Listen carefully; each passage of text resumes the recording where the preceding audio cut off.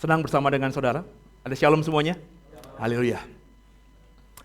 Tema khotbah saya pada pagi hari ini adalah merubah duka menjadi suka. Banyak orang yang ketika sampai pada titik hidupnya mengalami duka cita, itu susah untuk move on. Dalam pengalaman saya hidup sampai umur ini, sebagai hamba Tuhan terutama yang melayani sudah hampir nyaris 20-an tahun ini, banyak orang saya lihat yang kalau masuk dalam fase hidupnya, dalam apa yang disebut dengan duka cita itu, dia begitu terjeratnya akan duka cita itu, terperangkap akan duka cita itu, sehingga akhirnya gak bisa jalan, gak bisa maju. Selalu terikat, meskipun sudah langkahnya di depan, tapi duka cita di belakang itu membuat dia terikat dengan masa lalu yang kelam itu. Dan pagi hari ini saudara, kita akan belajar dari orang yang namanya itu duka cita di Alkitab. Ada ya Pak? Di Alkitab orang yang dikasih nama duka cita. Ada. Mari siapkan hati kita. Ya, kita belajar dari orang ini. Orang ini namanya duka cita, sejak lahir dipanggil duka, dipanggil penderitaan. Tapi dia bisa melewati fase itu menjadi orang yang luar biasa diberkati Tuhan. Mari kita buka 1 Tawarik pasal 4 ayat 9. 1 Tawarik pasal 4 ayat 9 dan 10, ayat 9 dulu kita baca bersama-sama. 1 Tawarik 4 ayat yang ke-9 bersama saya. 3, 1, ya. Yabes lebih dimuliakan daripada saudara-saudaranya. Nama Yabes itu diberi ibunya kepadanya, sebab katanya, aku telah melahirkan dia dengan kesakitan. Saudara, saya sudah pernah khotbah tentang doa Bapa Kami. Itu masih ada pertinggalnya di channel YouTube kita JKI The Way. Ada puluhan seri saudara tentang doa Bapa Kami. Dalam seri doa Bapa Kami saya mengajarkan inilah mutiara kebenaran yang sejati. Lu gak mungkin jadi orang Kristen yang benar kalau gak mendengar, kalau gak ngerti setiap kata-kata dalam doa Bapa Kami. Karena Tuhan ketika mengucapkan doa Bapa Kami, ketika mengajar doa Bapa Kami, itu dalam konteks murid-muridnya bertanya, Guru, Rabi, tolong ajar kami berdoa seperti engkau berdoa. Bukankah doa itu adalah sesuatu yang harus kita bangun supaya komunikasi kita dengan Tuhan menjadi mesra? Doa is communication, pray is communication, saudara. Tanpa komunikasi yang baik, hubungan gak mungkin bisa harmonis, gak mungkin bisa mesra. Berapa banyak rumah tangga yang salah paham akhirnya nyaris bercerai, bahkan mungkin bercerai karena komunikasi yang mentok dan tidak jalan. Doa Bapa Kami sudah bisa belajari nanti yang belum pernah dengar khotbah itu. Kemudian di Alkitab, beberapa tahun yang lalu, 3-4 tahun yang lalu ini doa Yabes kembali viral. Saudara. Saya digoda oleh banyak orang. Pak Seno, khotbah dong tentang doa Yabes. Apa pentingnya, apa urgensinya doa Yabes itu? Tapi saya belajar untuk menahan diri. Saya itu gak suka kalau lagi hal viral itu terus saya mau khotbahkan, saudara. Takutnya saya kan manusia ya, masih bisa agak terbawa dalam situasi yang viral itu. Tapi saya amati banyak pendeta khotbah soal doa Yabes. Masuk aja ke YouTube nanti, saudara ketik doa Yabes khotbah, itu pendeta-pendeta Indonesia banyak yang khotbah. Ada beberapa yang mengatakan doa Yabes itu doa kedagingan. Ini yang dalam perspektif negatif ya. Itu doa yang intinya aku, berkat untukku. Kata pendeta ini, yang benar itu doa Bapa Kami. Sisi yang lain, ada pendeta yang mengajarkan doa Yabes itu doa yang keren sekali.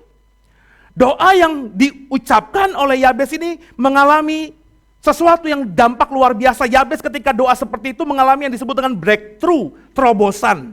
Sehingga bahkan pendeta ini mengajarkan jemaatnya untuk selalu berdoa dengan doa Yabes. Makanya itu viral 3-4 tahun yang lalu, saudara. Saya belajar untuk menahan diri. Dan saat ini waktunya bagi saya untuk khotbahkan doa Yabes ini dalam pemandangan saya. Ya, inilah teologi yang saya pahami ketika saya mendalami tentang doa Yabes. Yabes lebih dimuliakan, that's the key untuk mengerti doa Yabes ini, saudara. Yabes lebih dimuliakan. Apa itu Yabes? Saya selalu berkata Bapak, bahwa di dalam budaya Timur Tengah, nama itu mengandung arti. Orang Timur Tengah bukan cuma sekedar orang Yahudi, tapi orang Arab juga, orang Afrika di sana, bahkan orang Timur termasuk kita, orang Chinese kah, orang Jawa kah, orang Batak kah, tidak mungkin kita memberi nama baik anak kita maupun tempat usaha kita atau apapun saja. Bahkan saya saja punya dogi, punya papi, punya anak, saudara, anak berbulu namanya anjing itu. Itu ketika saya kasih nama dia, saya mikirin loh artinya apa. Bukan cuma enak di kuping, tapi juga mengandung arti. Budaya Timur tuh seperti itu. Nah, untuk bisa mengerti doa Yabes sebelum kita menghakimi apakah doa Yabes itu alkitabiah apa tidak, bertentangan dengan iman Kristiani apa tidak, kita harus mengerti dulu konteksnya. Selalu konteks. Yabes. Dalam bahasa aslinya, bahasa Ibrani, Yabes berarti sorrow. Apa itu? Duka cita, sakit, penderitaan. Jadi Yabes itu sebenarnya artinya tidak baik. Makanya saya agak sedikit sedih gitu saudara ketika ada keluarga Kristen yang hari-hari ini memberi nama anaknya Yabes. Teman saya, maafkan saya, anak teman saya itu ada yang namanya Yabes, saudara. Ya. Sayangnya sudah kadung dikasih nama. Andai kata Bapak Ibu nanti di sini, terus hamil gitu ya, bukan bapaknya ya, istrinya ya, ibunya hamil, atau kau punya anak gitu ya, paling tidak saudara sebelum kau ngasih nama anak, kalau nggak ngerti artinya, apalagi ama itu diambil diadopsi dari Alkitab, tanya saya dulu gitu loh. Keren Pak, Yabes tuh keren Pak, diberkati. Iya, ceritanya memang diberkati, tapi ngerti nggak arti nama Yabes itu? Yabes tuh in English sorrow, saudara, penderitaan, sakit, duka cita. Jadi saudara, Yabes ini itu artinya seperti itu. Kita aja orang Indo, keren gitu ya, Yabes, keren ya. Ya, kayaknya keren gitu. Tapi kalau orang Ibrani, saya berani yakin tidak akan memberikan nama anak laki-lakinya Yabes. Sebab orang Ibrani semuanya ngerti artinya apa itu Yabes. Jadi kalau di Indonesia kan tuh sakit. Bapak Ibu tega apa tidak manggil anakmu sakit si Matupang sini. Sakit Tupamahu sini. Tidak mungkin kita tega saudara. Sebab nama itu mengandung doa. Berarti kalau kita kasih nama anak kita sakit, kita kasih nama anak kita Yabes, secara nggak langsung Bapak Ibu mengutuki anakmu ketika kau panggil anakmu itu. Yabes, sakit sini, mama mau ngomong. Bahkan ketika mamanya muji sekalipun, kamu tuh pinter, Yabes. Kamu tuh pinter, sakit. Kan itu sama juga mengutuk, meskipun nadanya nada memuji saudara. Yang saya mau katakan Yabes itu namanya nggak bagus artinya. Yang menarik di ayat 9 lagi. Ya. Dikatakan demikian. Yabes lebih dimuliakan daripada saudara-saudaranya. Nama Yabes itu diberi ibunya kepadanya. Bapak Ibu, Alkitab ini dunia timur, dunia paternalistik. Bapak Ibu tahulah yang sudah berkeluarga. Ketika kita ngasih nama anak itu, yang ngasih nama anak meskipun idenya si ibu, tapi yang melegalkan, yang mensahkan itu siapa? Bapak. Saya ketika kasih nama anak saya 2 orang itu, Sian dan Silo, ya ada ide dari istri saya. Tapi nggak akan jadi di akte kalau saya bilang enggak. Dalam budaya Alkitab mestinya yang memberi nama itu ayah. Tapi faktanya Alkitab mengatakan Yabes diberi nama itu oleh ibunya. Artinya apa? Kita bisa berimajinasi. Berarti Yabes ini, kenapa ibunya ngasih nama sakit kepada anak ini? Bukan karena ibunya tuh sakit ketika mengandung. Bukankah semua perempuan ketika mengandung dan melahirkan sakit? Itu kan kutuk dalam Kejadian pasal 3, benar nggak saudara? Jadi bukan karena itu. Ibunya ngasih nama dalam anaknya ini ketika lahir dengan nama sakit. Karena memang ibunya ketika mengandung anak ini bukan karena sakit Ada kandungan, ada bayi dalam kandungannya, tapi ketika mengandung anak ini, ibunya mengalami depresi, mengalami sakit, mengalami penderitaan. Dan saya bisa berimajinasi, saya berani menafsirkan, ini kemungkinan ibunya sakit bukan karena fisik, tapi sakit jiwa, sakit psikis. Bisa jadi saudara, ketika ibunya ini mengandung, suaminya mati. Sehingga dia harus mengandung sendirian tanpa ada laki-laki di sisinya yang mendampingi. Itu yang lebih soft. Sisi yang kedua, imajinasi saya bermain. Bisa jadi ibunya ini mengandung anak dan anak laki-laki ini ketika lahir dikasih nama sakit. Karena ibunya ini ketika mengandung anak ini ada dalam kandungannya karena hasil mungkin pemerkosaan. Banyak teori yang mengatakan bahwa tawarik ini itu ditulis ketika zaman hakim-hakim. Bapak Ibu kalau membaca kitab Hakim-Hakim pasal terakhir, ayat terakhir. Dikatakan di zaman hakim-hakim orang hidup semaunya sendiri. Nggak ada law, nggak ada hukum.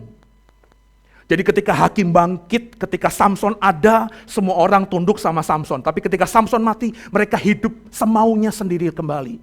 Ketika muncul Deborah, semua orang Israel menghormati Deborah si hakim ini. Tapi ketika Deborah mati, mereka brengsek lagi. Jadi mungkin si Yabes ini lahir dari kondisi seperti itu. Ibunya diperkosa sama orang. Sehingga apa yang terjadi? Sehingga ibunya ini mengalami depresi. Dia mengandung bayi yang benihnya saja dia tidak tahu dari laki-laki yang mana. Makanya dia menderita, bukan fisiknya yang menderita, tapi psikisnya saudara. Sakit dia. Dipermalukan orang. Perempuan gak bener sih. Lagian bisa diperkosa. Pasti gak pakai hijab ya. Mungkin ya. Lagian pakai rok mini sih, menggoda aja loh. Sehingga ini teraniaya. Sehingga ketika anaknya lahir, kamu Yabes. Karena gara-gara kamu, aku tuh menderita. Bapak Ibu biji mata Tuhan. Namanya itu mengandung kutuk. Bapak Ibu ingat cerita saya pernah khotbah ini tentang Elimelek dan Naomi. Elimelek dan Naomi, itu dalam kitab Rut pasal pertama, itu punya anak dua laki-laki namanya Mahlon dan Kilion. Nama itu mengandung kuasa ketika kita sebutkan.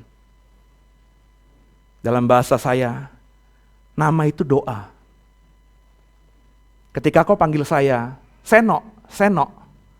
Bapak Ibu yang bukan orang Jawa nggak ngerti apa arti namanya Seno itu. Tapi kalau Bapak Ibu orang Jawa, Bapak Ibu tahu bahwa Seno itu adalah tokoh wayang, Broto Seno. Bapak Ibu mungkin lebih kenal dengan Bima. Itu sama. Salah satu pahlawan Pandawa yang paling gagah, paling perkasa, badannya paling besar. Jadi ketika kau panggil saya, Seno, kau sebenarnya sedang melepaskan berkat kepada saya. Hei laki-laki besar, gagah. Makanya kalau saya dipanggil saudara gak mungkin gak nengok. Kenapa? Kau sudah mengucapkan berkat buat saya. Nangkap saudara? Elimelek dan Naomi ngasih nama anaknya Mahlon dan Kilion. Keren ya? Tapi jangan kasih nama anakmu Mahlon dan Kilion. Spellingnya enak di kuping, tapi artinya jelek. Mahlon itu artinya sakit juga. Kilion artinya binasa. Bayangin, Elimelek dan Naomi ketika menikah punya anak pertama dikasih nama sakit. Yang kedua dikasih nama binasa. Hei Mahlon, hei sakit, hei binasa. Itu akhirnya tergenapi dalam hidupnya dia. Hidup anak-anak dari Elimelek dan Naomi. Apa yang terjadi? Kalau kau baca kitab Rut pasal pertama. Mahlon dan Kilion mati muda, tanpa keturunan. Saya menekankan di sini budaya Timur Tengah, budaya Israel. Laki-laki kalau mati tanpa keturunan, itu aib. Kenapa aib? Karena dia tidak bisa meneruskan garis keluarga. Pohon keluarga putus hanya di dirinya. Itu malu, itu aib, dianggap orang terkutuk. Itu yang terjadi pada Mahlon dan Kilion mati muda tanpa anak. Mestinya Yabes yang artinya sama dengan Mahlon sakit, mengalami hal itu. Tapi faktanya Alkitab tidak mengatakan nasibnya Yabes sama seperti Mahlon dan Kilion. Berarti ada yang beda di sini. Ada something wrong di sini. Kenapa namanya sama-sama sakit? Si Mahlon ini mati muda, meskipun sudah sempat menikah tapi nggak punya anak, dia mati muda, dia mati sebagai orang terkutuk. Tapi kenapa Yabes ini kita nggak pernah dengar ceritanya? Alkitab tidak pernah mencatat nasib hidupnya, dia mati muda. Justru yang kita tahu Yabes diberkati Tuhan. Nah, berarti apa saudara? Berarti sebenarnya di dalam hidupmu dan hidupku, hidup kita, meskipun kita sama-sama dari keluarga yang lingkungannya sama, situasi ekonominya sama, kondisinya sama, tapi belum tentu nasib akhir kita sama. Saya lebih ngomong yang real lagi nih. Meskipun badan kita hari Minggu ini sama-sama ada di gereja ini, tapi saya berani yakin akhir hidupmu dan hidupku dalam kekekalan. Meskipun saya berdoa semuanya kita masuk surga, di dalam surga kondisi kita akan berbeda. Berarti belajar dari Yabes ini saudara, kita harus mengerti kenapa awalnya dia tuh anak yang sudah hidup dalam kutuk. Bukan cuma ibunya, padahal kita tahu ya. Bapak Ibu tahu cerita tentang Timotius tidak? Timotius tuh punya ibu siapa namanya? Eunike. Eunike ini takut akan Tuhan. Baca baik-baik. Sehingga karena punya ibu yang takut akan Tuhan, anaknya akhirnya Timotius juga takut akan Tuhan. Yang saya mau katakan Bapak Ibu, orang dunia berkata surga ada di bawah telapak kaki ibu. Yabes ini bahkan sudah dikutuki sama ibu kandungnya sendiri. Mestinya masa depannya hancur.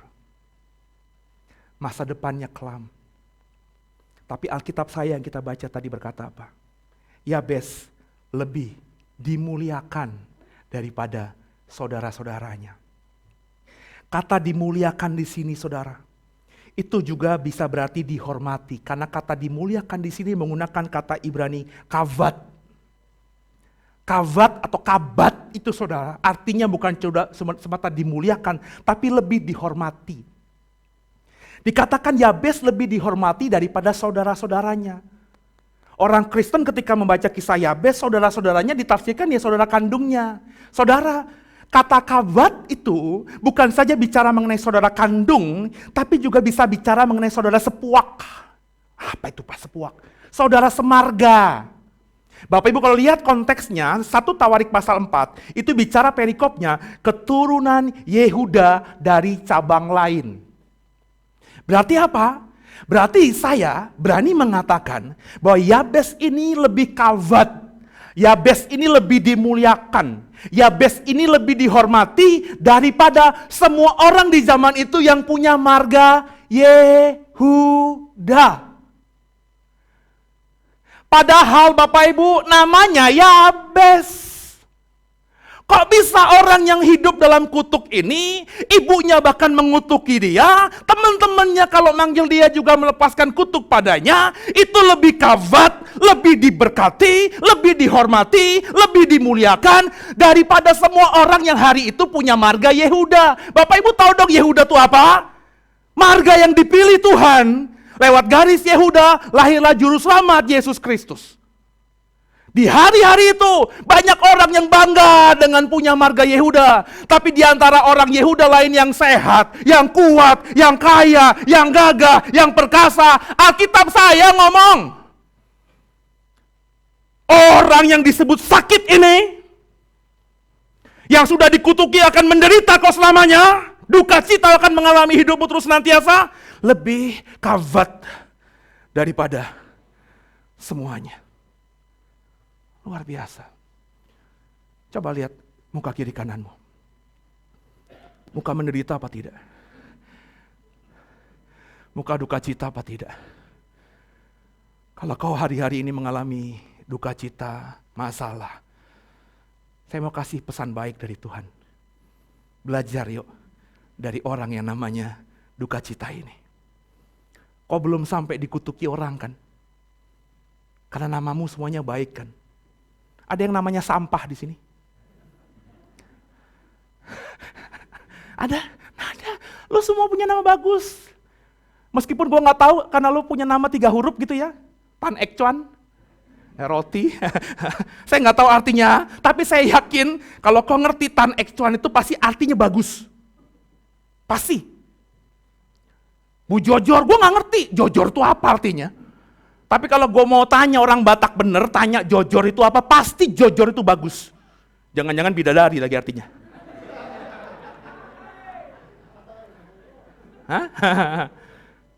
Saya berani yakin, maksud saya gini, sesusah-susahnya hidupmu hari ini, semenderita-menderitanya kau hari ini, sesakit-sakitnya kondisimu hari ini, kau belum sampai ketika dipanggil orang, kau dikutuki dia. Yabes jauh lebih susah daripada hidupmu. Tapi Alkitab saya katakan dia lebih dimuliakan, lebih kawat daripada semua orang Yehuda di zaman itu. Apa syaratnya? Gimana caranya? Bagaimana dia bisa mengalami terobosan sehingga hidupnya bisa berubah luar biasa? Ayat 10. Tolong dimunculkan, Pak. Ayat 10. Bersama saya. Ayat 10. 3, 1 ya. Yabes berseru kepada Allah Israel, katanya, kiranya Engkau memberkati aku berlimpah-limpah dan memperluas daerahku, dan kiranya tangan-Mu menyertai aku dan melindungi aku daripada malapetaka, sehingga kesakitan tidak menimpa aku. Dan Allah mengabulkan permintaannya itu. Coba perhatikan ayat-ayat ini. Saya nggak mau nyebut orang Kristen awam, bahkan pendeta yang berdiri di mimbar ini menafsirkan ayat ini itu seolah-olah hanya isinya daging doang. Memang tampilannya kalau baca sepantas lalu sepertinya Yabes ini hanya berdoa kepada Tuhan, meminta kepada Tuhan supaya dagingnya kenyang. Berkati aku berlimpah-limpah. Perluas daerahku, perluas pekaranganku, perluas tanahku, supaya kambing dombaku semakin banyak. Lindungi aku Tuhan, supaya aku tidak mengalami malapetaka dan kesakitan. Seolah-olah Yabes tuh egois banget. Dia doa sama Tuhan, gak doain istrinya, dia gak doain ibunya yang mengutuki dia. Dia hanya berdoa untuk dirinya, dan dirinya. Kalau kau bacanya sepintas lalu hanya dalam bahasa Indonesia, memang artinya akhirnya kau seperti pendeta-pendeta itu yang khotbahnya Yabes ini doanya hanya berisi daging. Tapi saya sudah menemukan ini lama. Saya sudah pernah khotbah Yabes di gereja lama. Ya, saya bilang Yabes ini luar biasa. Hanya 2 ayat di Alkitab kita ini Yabes. Tapi bahkan hari-hari ini gereja mengkhotbahkannya di tempat kita paling tidak. Setelah doa berkat, kita nyanyikan. Kok kemarin bilang, lagunya keren banget ya, padahal doa Yabes itu. Kasih Tuhan biji mata Tuhan. Kita belajar yuk. Apakah ayat 10 itu bicara mengenai daging? Yuk sama-sama. Siapkan hatimu. Ayat 10. Kenapa Yabes mengalami terobosan dalam hidupnya? Ayat 10 berkata demikian. Yabes berseru, kara in Hebrews. Cry out in English. Berseru, bukan cuma berdoa diem, bukan cuma masuk kamar hanya doa pada Tuhan secara pribadi, itu tidak salah, itu yang diajarkan Tuhan. Tapi Yabes ini kenapa mengalami terobosan? Kita sudah belajar tadi latar belakangnya. Dia ini anak yang sejak ngerti dia ini siapa, dia tahu dia ini dikutuki. Dia sayang sama ibunya. Ma, jangan pergi ya ma, jangan kerja ya. Mungkin ibunya sebatang kara harus bekerja untuk dia bisa hidup. Mama, jangan tinggalkan aku ya. I love you ma. Tapi mamanya pun dengan nada cinta tetap melepaskan kutuk. Sabar ya, sakit. Tapi meskipun kondisi hidupnya begini, Yabes tuh keren banget. Dia kara in Hebrews dalam bahasa Ibrani. Cry out, berteriak, berseru. Dalam bentuknya tuh bukan singular, bukan cuma sekali, tapi berkali-kali. Kenapa akhirnya Yabes itu ada di Alkitab kita? Kenapa akhirnya Yabes itu kalau kita lihat ayat konteksnya di atas cuma disebutkan nama, di bawah cuma disebutkan nama, tapi Yabes kemudian muncul dengan 2 ayat, lebih dimuliakan, dan doanya itu masuk dalam Alkitab kita karena doanya Yabes bukan cuma doa diam, doa bahasanya apa namanya? Halo, apa tuh kalau pelan-pelan tuh? Hah? Bisik-bisik. Tapi dia cry out. Sehingga akhirnya doanya itu didengar orang. Kalau cuma sekali orang cuma dengar. Tapi buktinya bisa dicatat, artinya orang yang dengar doanya Yabes akhirnya hafal. Yabes tuh kalau berdoa bagaimana? Akhirnya menjadi fenomenal, menjadi viral, karena orang-orang yang dengar Yabes setiap hari ini berdoa, lihat perubahan hidupnya akhirnya seperti apa. Sehingga akhirnya orang-orang tahu bahwa Yabes ini meskipun namanya sakit, akhirnya menjadi orang diberkati Tuhan. Ternyata ini loh kuncinya, dia tiap hari berseru kepada Tuhan sehingga kami tetangganya tuh dengar. Kenapa akhirnya kami tahu doanya? Karena doanya terus-terusan dipanjatkan, diteriakkan kepada Tuhan. Orang Kristen kalau doa malu-malu. Mengekspresikan imannya aja malu-malu. Halo? Kenapa saya minta untuk ada tamborin via Bu Iren? Karena biar di sini tuh kalau nyembah Tuhan, kalau muji Tuhan, terpacu gitu. Anak-anak kita ini sambil joget-joget sama Tuhan, nyembah Tuhan. Prek, prek, loncat-loncat, keringat ngucur. Sorry ya, malu mestinya loh. Ngelihat anak-anak kita nyembah begini, muji Tuhan begini, lo hanya diam aja. Nangkep gak? Itu filosofinya kenapa tamborin ini ada. Di gereja ini, di tempat ini, meskipun nggak ada artinya. Kenapa Yesus ada di belakang situ? Saya dari mimbar ini nggak ngeliat loh Yesus itu di situ.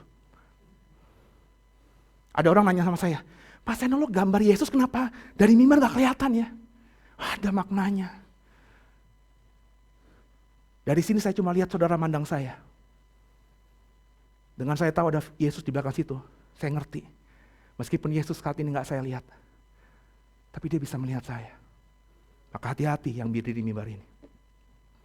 Mulai bulan ini ada pengkhotbah mulai rutin khotbah di sini selain saya. Kalau sampai lo buat dosa di sini, Tuhan lihat. Kalau omongan lo sama kelakuan lo nggak sama, Tuhan lihat. Bahkan kalau hidupmu nggak ada mirip-miripnya dengan firman yang kau sampaikan, Tuhan lihat. Kenapa Yesus nggak di depan? Kenapa nggak ada salib di depan? Kenapa Yesusnya di belakang? Biar saudara paham. Di belakang pun, meskipun kau hanya punya 2 mata di depan, gak bisa lihat ke belakang. Dia ada di belakang saudara. Makanya saya berdoa ketika Yesus saya taruh belakang sini. Gak ada kemalingan di sini. Ya, karena kalau dari belakang lebih melihat utuh gitu kan. Hati-hati, awas. Nanti ada dompet di depan. Ini udah seminggu 2 minggu nih, gue sengaja taruh dompet gue di depan. Gue open, supaya yang mau niat jahat tahu saya taruh dompet di situ. Dan dompet saya hitungannya isinya bukan 100 ribu, 200 ribu, lebih dari itu. Bukannya sombong. Sambil menguji, apakah jemaat Tuhan di sini, mentalnya masih mental kayak gitu apa enggak. Kekasih Tuhan, biji mata Tuhan. Yabes berseru kepada Tuhan. Dengan fakta Alkitab ini, kita mengerti bahwa kenapa doa ini akhirnya bisa dicatat dan sampai kepada kita yang hidup 2019. Dia berseru kepada siapa? Kepada Allahnya Israel. Elohim Adonai, Allahnya Abraham, Ishak, dan Yakov. Saudara. Berapa banyak saudara di sini yang ketika dikutuk merasa hidupnya hancur, ketika hidupnya nggak bisa melangkah, ketika melihat masa depan tuh tertutup sama tembok tinggi, saudara masih bisa berseru kepada Tuhan. Kebanyakan Bapak, Ibu, dan saya ketika ada masalah, kita bersungut-sungut. Kalaupun kita bisa berdoa, isi doa kita tuh nuntut, mana Tuhan? Bukankah kau berkata, aku jadi kepala gak pernah jadi ekor, naik gak pernah turun? Mana Tuhan? Bukan kau yang berkata bahwa iman sebesar biji sawi, bilang gunung beranjak, gunung beranjak. Gue gak minta kok Tangkuban Perahu pindah ke Medan Tuhan. Gue cuma minta setiap hari kalau gue lewat depan rumah, ada rumah yang dijual itu, pagernya gue pegang, jadi milik gue. Tapi udah 5 tahun, dari pagar tuh bagus sampai karatan, kok gak jadi milik gue Tuhan? Kita doa ketika ada masalah, tapi doanya doa yang menuntut pada Tuhan. Apakah Yabes begitu? Tampaknya dalam bahasa Indonesia begitu. Tapi pelan-pelan yuk, kita lanjutkan lagi ayat 10. Yabes berseru kepada Allah Israel katanya, kiranya, kata kiranya ini keren banget saudara. Ya, kalau kau baca dalam terjemahan Inggris, itu kebanyakan terjemahan Inggris menerjemahkan dalam kata Inggris gini, oh, that you, ada kata oh di depan, saudara. Terjemahan lain berkata, if only you, jika kau Tuhan.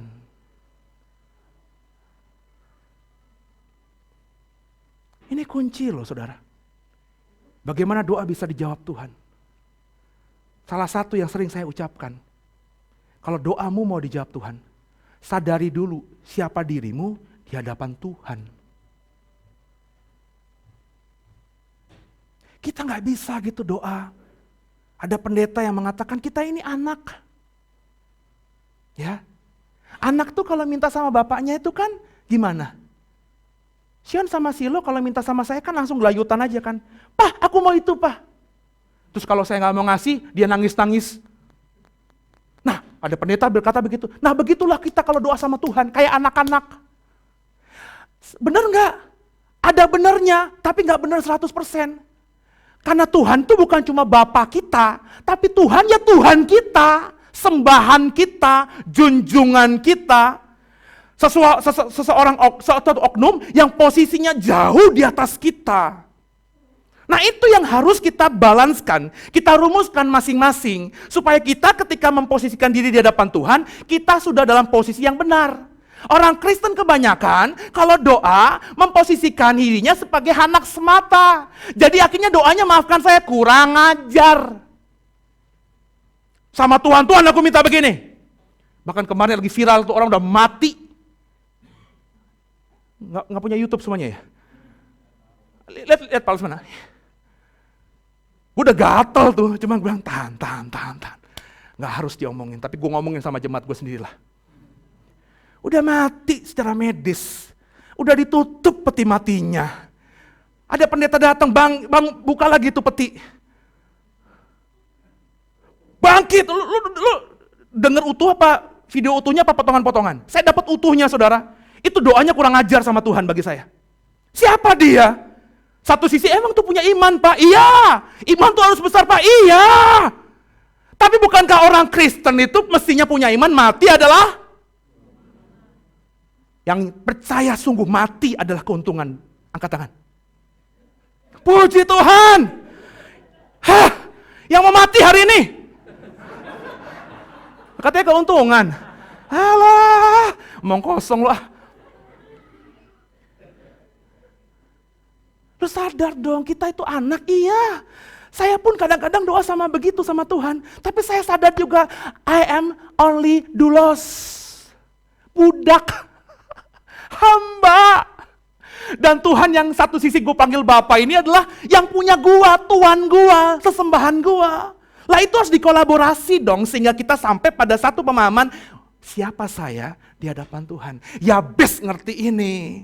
Makanya dia minta yang sesuatu yang luar biasa berkat. Seperti seorang anak minta pada bapaknya. Tapi kalimatnya, oh, that you, if only you, jika engkau. Berapa banyak di sini yang doa begitu?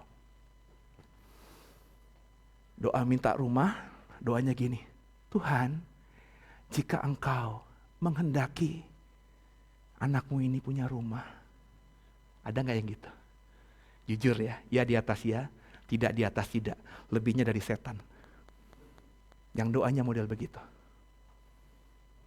Yang ada doanya gini, aku percaya Tuhan, aku hidup di bumi seperti di surga. Di surga banyak tempat tinggal, aku punya rumah. Masa di bumi gak punya rumah?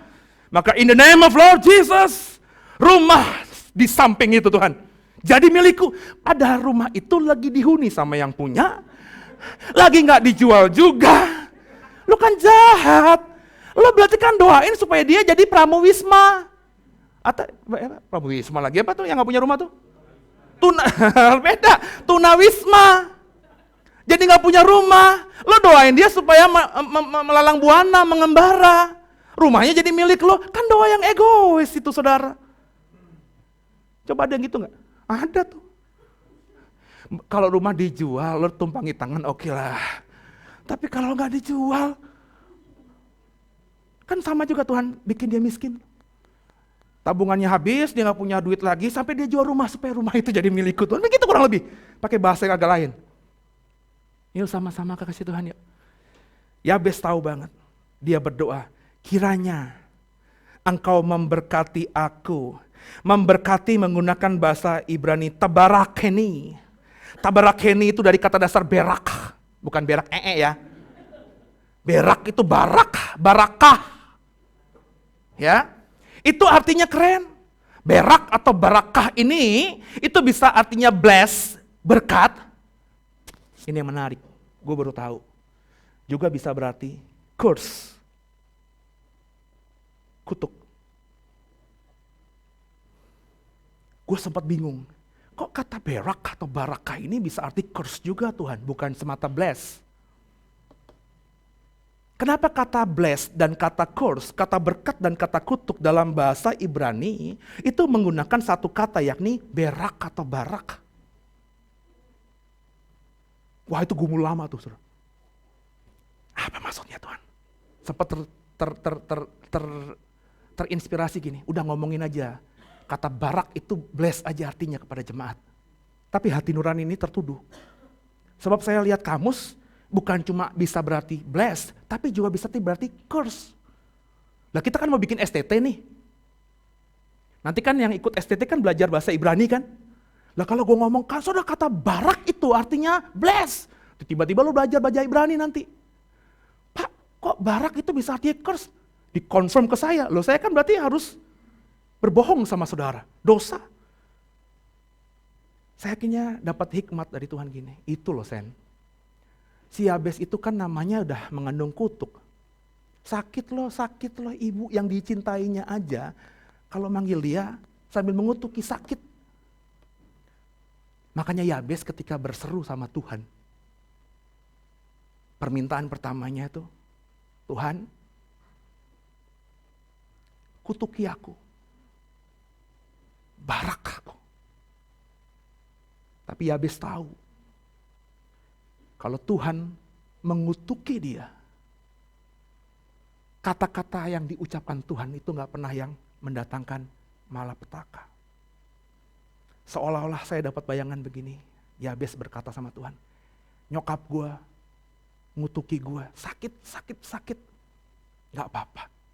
Sekarang gue ngomong sama lo Tuhan, kutuki gue dong. Kalau nyokap gue sehari manggil gue 50 kali, Yabes. Maka Tuhan, kutuki gue lebih dari 50 kali. Karena gue tahu, lo gak mungkin ucapan kata-kata yang sia-sia kepadaku. Yabes, terjemahan Indonesia memberkati. Bahasa aslinya barakah. Tabarakani, barakah. Yabes minta agar Tuhan mengutukinya. Terjemahan Indonesia, memberkatinya. Ada kalimat berlimpah-limpah. Saya gak ketemu kata berlimpah-limpah dalam bahasa aslinya. Dalam terjemahan Inggris juga kata berlimpah-limpah tidak ada, yang ada indeed. Indeed itu artinya sungguh-sungguh. Saya nggak ngerti kenapa terjemahan LAI menambahi kata berlimpah-limpah. Itu kenapa akhirnya banyak pendeta yang mengkhotbahkan ini tidak melihat bahasa aslinya, itu berkata, ini doa yang kedagingan. Bukan cuma minta berkat, tapi mintanya yang berlimpah-limpah. Tapi sebenarnya kalimatnya, kiranya Engkau Tuhan, berak aku, memberkati aku, mengutuki aku dengan sungguh, kurang lebih begitu. Dan kalimat berikutnya, tolong dimunculkan lagi ayatnya. Memperluas daerahku. Daerah ini bicara apa, saudara? Bicara mengenai tanah. Yabes sebagai anak yang namanya tidak baik. Andai kata dia punya kakak, punya adik, ketika mamanya mati memberikan warisan, ketika dia punya warisan keluarga, saya berani jamin Yabes itu sebagai anak yang memang tidak diharapkan sama ibunya, sehingga diberi nama sakit oleh ibunya, itu mendapat hak waris yang paling kecil. Nangkap saudara? Kakaknya dapat warisan besar, adiknya bahkan dapat warisan besar. Tapi Yabes kita baca di Alkitab tidak bersungut-sungut, nggak bilang begini, Tuhan jahat sekali orang tuaku, kenapa ngasih nama aku begini? Tuhan, aku doa sungguh agar apa yang menjadi milik kakakku dan menjadi milik adikku, milik saudara-saudaraku yang lain itu jadi milikku. Dia nggak berkata begitu. Dia mohon kepada Tuhan agar memperluas daerahku. Ketika Yabes bicara dalam konteks itu meminta agar diperluas tanahnya, itu berarti secara nggak langsung dia berdoa sama Tuhan, tambahin juga Tuhan kambing dombaku, tambahkan juga budak-budak yang membantuku. Memperluas daerahku. Jadi dari doa Yabes ini, saudara, minta berkat sama Tuhan boleh nggak? Boleh. Yabes meskipun dia dikutuki oleh banyak orang, dia mintanya kepada Allah Israel, bukan dewa-dewi yang ada saat itu.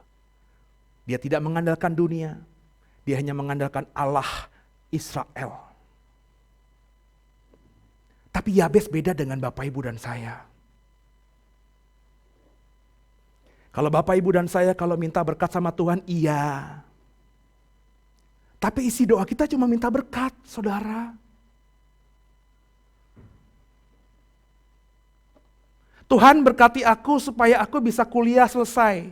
Tuhan berkati aku supaya punya istri cantik, suami ganteng. Tuhan berkati aku supaya aku diberikan keturunan ilahi. Tuhan berkati pekerjaanku, berkati rumahku, berkati agar aku bisa punya mobil. Berkati aku Tuhan agar aku bisa mengajak keluargaku liburan ke luar negeri. Kita mintanya hanya sebatas berkat itu. Yabes gak begitu, saudara. Kenapa akhirnya dia lebih dimuliakan? Lebih kawat tadi, lebih dihormati daripada seluruh orang yang punya garis Yehuda di zaman itu. Karena setelah dia minta berkat sama Tuhan, kalimat berikutnya apa? Dan kiranya tanganmu menyertai aku. Jadi bukan saja if only you bless me. Jika kamu memberkati aku, dia gak stop di situ. Habis dia minta berkat juga, if only you kembali.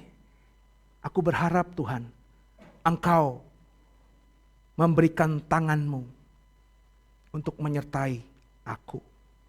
Kata tangan di situ, saudara, dalam bahasa Ibraninya, bukan saja bicara mengenai tangan lahiriah kita ini, tapi bicara kuasa. Aku minta berkat ya Tuhan. Orang tuaku, keluargaku mungkin tidak memperhatikan aku, ora urus. Tapi aku mohon padamu, perluas daerahku. Bukan cuma minta berkat, dia lanjutkan lagi. Dan aku juga mohon ya Allah Israel, kuasamu menyertai aku. Jadi setelah dia minta berkat, dia mengimani dia sudah dapat berkat, dan dia terus memohon kepada Tuhan agar kuasa Tuhan menyertai. Apa yang disertai? Berkat itu. Supaya berkat itu dialami Yabes, dirasakan Yabes, dinikmati Yabes dalam perlindungan kuasa Tuhan. Bukan cuma minta berkat, tapi dia memohon penyertaan Tuhan. Berapa banyak di sini yang berdoa, Tuhan, aku minta agar aku dapat pekerjaan yang baru, penghasilan yang jauh lebih besar daripada sekarang ya Tuhan. Terus dilanjutkan kalimatnya, dan terlebih itu ya Bapa, sertai aku terus dalam pekerjaanku yang baru nanti. Berapa banyak yang berdoa seperti itu? Kekasih Tuhan, biji mata Tuhan. Itu kenapa saya bilang Yabes itu ngerti banget Tuhan. Dan bukan saja minta, tangan Tuhan menyertai dia. Kalimat berikutnya apa? Dan tanganmu itu melindungi aku daripada malapetaka. Saudara, Bapak Ibu tahu dong terang dan gelap gak bisa bersatu. Jadi ketika Yabes minta Tuhan menyertai dia, tangan Tuhan menyertai dia. Yabes meminta perlindungan dari Tuhan dari malapetaka. Artinya Yabes itu mau melekat dari Tuhan. Sebab gak mungkin Bapak Ibu minta Tuhan sertai aku kalau Bapak Ibu sendiri masih hidup dalam dosa dan menikmati dosa. Benar gak? Itu doa yang sia-sia bagi saya. Kau masih hidup dalam dosa, bergelimangan dosa, menikmati dosa. Terus kau doa sama Tuhan, Tuhan Immanuel lah sertai aku. Adal dalamku, itu sia-sia saudara, gak mungkin. Sebab Tuhan sudah berfirman, terang dan gelap gak bisa bersatu. Bagaimana mungkin lo minta gue datang hidup dalam dirimu, sedangkan tubuhmu masih kau kotori dengan hal-hal itu anakku. Yabes ketika doa, Tuhan sertai aku, tanganmu sertai aku, jaga aku, sehingga aku bisa terbebas dari malapetaka. Yabes bukan cuma minta berkat, tapi dia juga satu sisi berjanji sama Tuhan, aku akan jaga hidupku ini benar. Supaya aku senantiasa dalam penyertaan Tuhan. Waduh, keren gak tuh? Berapa banyak di sini yang berdoa seperti itu? Sorry aja, gue berani yakin belum banyak di sini yang doa kayak gitu. Dan kalimat berikutnya, sehingga kesakitan apa nih? Kesakitan apa ini? Bahkan dibacanya utuh saudara.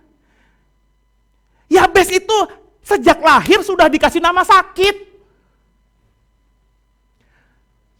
Sehingga kesakitan tidak menimpa aku. Itu bukan kesakitan fisik.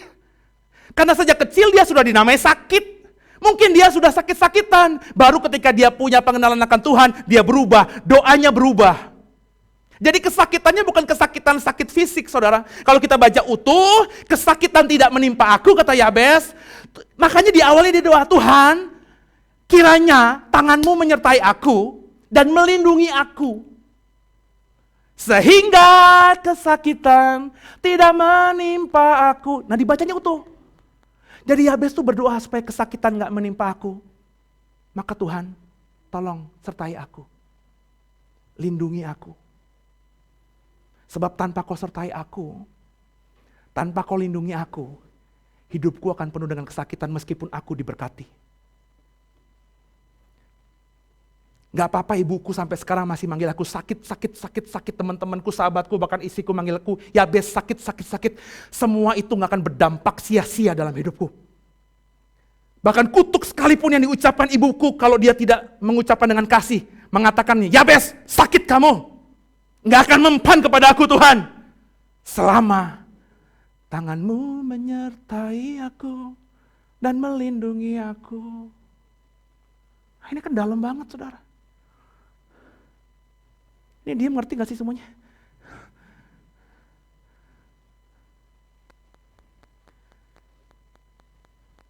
Nih ya bisa ngomong begini nih. Itu dia punya level iman yang gila saudara. Orang manggil gue sakit, orang mengutuki aku gak akan mempan. Selama tanganmu menyertai aku dan melindungi aku. Meskipun aku dipanggil sakit, mental lagi. Gak akan nyentuh ke aku. Kenapa? Tanganmu menyertai aku dan melindungi aku. Daripada malapetaka. Sehingga kesakitan tidak menimpa aku. Saya ngajar ini Saya ingin mengatakan bahwa sampai level imannya Yabes. Mulai sekarang kalau kau berdoa, bukan cuma doa minta berkat. Gak salah minta berkat sama Tuhan. Tapi lanjutkan seperti Yabes. Minta penyertaan Dia. Janji sama Tuhan untuk terus melekat sama Dia. Sehingga Tuhan terus ada dalam hidup saudara. Andai kata kalau saudara sudah hidup dalam Tuhan, di masa depanmu ada orang jahat. Rekanmu menikam kita dari belakang, sehingga bisnis kita yang kita rintis dari awal sudah baik ini hancur. Dengarkan saya. Tapi kalau kau terus hidup dalam Tuhan, kesakitan tidak akan menimpa kita. Yabes, pribadi yang luar biasa. Hanya 2 ayat di Alkitab. Gak ada cerita Yabes berikutnya di tempat lain. Tapi kisahnya selalu fenomenal. Bicara Yabes, bicara tentang seorang yang sejak lahir dikelilingi oleh orang yang mengutuki dia. Tapi di tengah itu dia bisa mengalami perubahan dalam hidup. Karena dia punya pengenalan yang benar akan Tuhan. Manusia boleh mereka-rekakan yang jahat, kata Yusuf. Tapi Tuhan bisa mereka-rekakan itu menjadi sebuah kebaikan. Namanya boleh sakit.